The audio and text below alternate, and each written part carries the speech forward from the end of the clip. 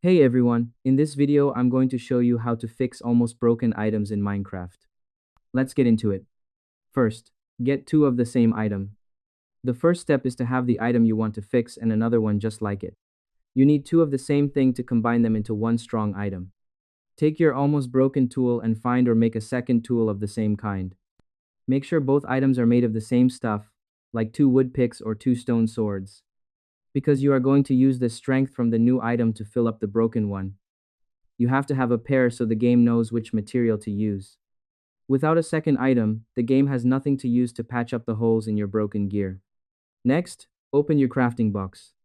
You need to use your crafting area to put the two items together. You can use the small box in your bag or the big table. Open your inventory or walk up to a crafting table. Look at the grid where you usually make things to find the empty spots. Because the crafting box is the place where all the magic happens. This area allows you to mix items together to make something better. It ensures you have the right space to work on your item without dropping your items on the ground. Next, put both items in the grid.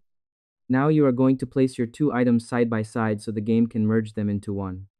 Place the broken item in one box and the other item in the box next to it. The selection. Watch the third box on the right to see a new, fixed item appear. The game is now adding the health of both items together. By putting them in the grid, you are telling the game to take the good parts from both to make one perfect tool. It is the key step to getting the right output, making sure your gear is ready for more work. You can click on the new item in the result box and move it down to your main bar so you can hold it in your hand. And that's it. To fix your rod in Minecraft, you must first get an anvil and place it down.